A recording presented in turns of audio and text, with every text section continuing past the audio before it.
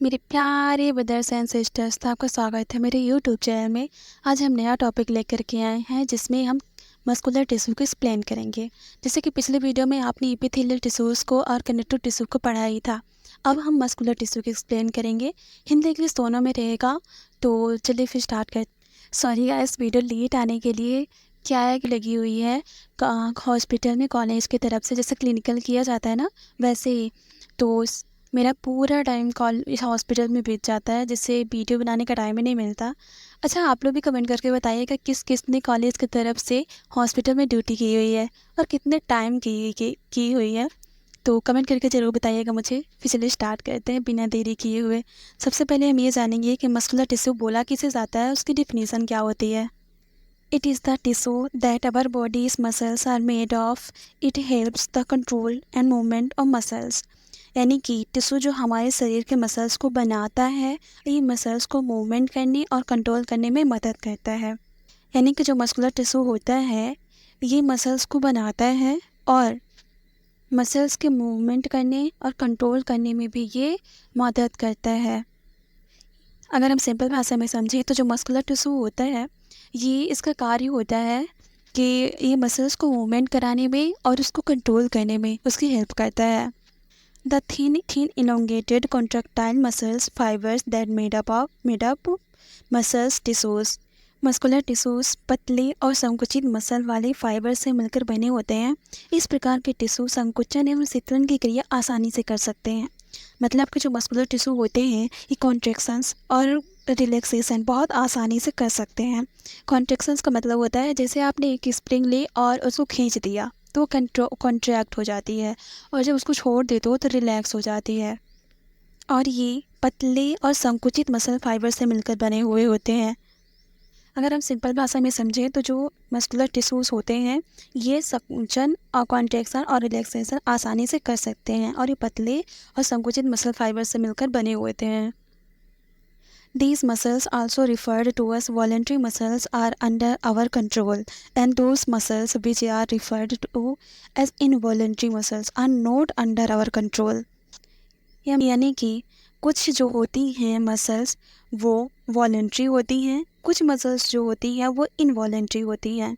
जो मसल्स हमारे कंट्रोल में होती हैं उन्हें वॉलंटरी मसल्स कहा जाता है, और जो मसल्स हमारे बस में नहीं होती, हमारे कंट्रोल में नहीं होती है, उन्हें इनवॉलंटरी मसल्स बोला जाता है। वॉलंटरी मसल्स में आते हैं जो हमारे हाथ हो गया, पैर हो गया, टंग हो गई, इन सब चीज़ों को हम अपने हिसाब से चला सकते हैं, अपने हिसाब से उनको कंट्रोल कर सकते हैं, इसलिए इसे वॉलंटरी मसल्स बोला जाता है। अब जैसे मेरे हार्ट हो गए, लिवर हो गया, ये इनवॉलंटरी मसल्स होती हैं क्योंकि इनमें हमारा कोई कंट्रोल नहीं होता है, ये अपने तरीके से काम करते हैं, इन्हें इनवॉलंटरी मसल्स बोला जाता है। एक बार और अब समझ लेते हैं, जो वॉलंटरी मसल्स होती हैं वो हमारे कंट्रोल में होती हैं, और इसका एग्जांपल होता है हमारे हाथ पैर की मसल्स और हमारे टंग। ये सब होते हैं जो हमारे बस में होते हैं, जिनको हम अपने तरीके से कंट्रोल कर सकते हैं, अपने हाथ तरीके से चला सकते हैं। और जो इनवॉलंटरी मसल्स होती हैं इनको हम कंट्रोल नहीं कर सकते हैं, जैसे कि लिवर, हार्ट, ये सब हमारे कंट्रोल में नहीं होते हैं, ये अपने तरीके से काम करते हैं। The muscles that attach to our bones and regulate our movement are called skeletal muscles. Skeletal muscles कंकाल की मांसपेशियाँ जो हमारी हड्डियों से जुड़ी होती हैं और हमारी गति को नियंत्रित करती हैं। Involuntary movements are controlled by smooth muscles which is present in our internal organs। Involuntary गतिविधियों को चिकनी मांसपेशियों द्वारा नियंत्रित किया जाता है जो हमारे आंतरिक अंगों में मौजूद होती हैं। यानी कि जो इनवॉलेंट्री मूवमेंट्स होती है ये स्मूथ मसल्स कंट्रोल करती हैं, और ये जो स्मूथ मसल्स होती हैं ये हमारे इंटरनल ऑर्गन्स में प्रेजेंट होती हैं। यानी कि जो इनवॉलेंट्री गतिविधि होती है, जो इनवॉलेंट्री मूवमेंट्स होती है, इन्हें स्मूथ मसल्स कंट्रोल करती हैं, और ये मसल्स हमारे आंतरिक अंगों में मौजूद होती हैं, यानी कि हमारे इंटरनल ऑर्गन्स में प्रेजेंट होती हैं। अब हम देखेंगे टाइप्स ऑफ मस्कुलर टिश्यूज़। पहला है स्ट्राइटेड मस्कुलर टिश्यूज़, दूसरा है नॉन स्ट्राइटेड मस्कुलर टिश्यू, तीसरा है कार्डियक मस्कुलर टिश्यू। अब हम स्ट्राइटेड मस्कुलर टिश्यूज़ को एक्सप्लेन करेंगे। They are also called skeletal muscles because it is attached to the bones. इन्हें कंकाली मांसपेशी भी कहा जाता है क्योंकि ये हड्डियों से जुड़ी हुई होती हैं। यानी कि इन्हें स्केलेटल मसल्स कहा जाता है क्योंकि यह बोन्स से कनेक्ट हुई होती है। These muscles is voluntary. This class of muscles is also known as fatting muscles because of their fast contraction and relaxation. These muscles is voluntary. This class of muscles is also known as muscles because of their fast contraction and relaxation. यह voluntary muscles होती हैं और इस प्रकार की muscle बहुत ही जल्दी शीतलन और संकुचन करती हैं, इसलिए यह मसल जल्दी थक जाती हैं। यानी कि जो वॉलेंट्री मसल्स होती है, वॉलेंट्री मसल जो हमारे कंट्रोल में होती है, वो उस मसल्स को बोला जाता है। तो इस प्रकार की मसल्स बहुत ही जल्दी कॉन्ट्रैक्शन एंड रिलैक्सेशन करती हैं और इसीलिए बहुत जल्दी थक भी जाती हैं। अब हम देखेंगे लोकेशन ऑफ स्ट्रेटेड मसल्स। अब हम देखेंगे location of striated muscular tissues, यानी कि जो लोकेशन होती है, मतलब कि स्ट्रेटेड मस्कुलर टिश्यूज कहाँ पर पाए जाते हैं, टंग में, हेड में, आल बोन्स ऑफ बॉडी। अब हम देखेंगे नॉन स्ट्रेटेड मस्कुलर टिश्यूज।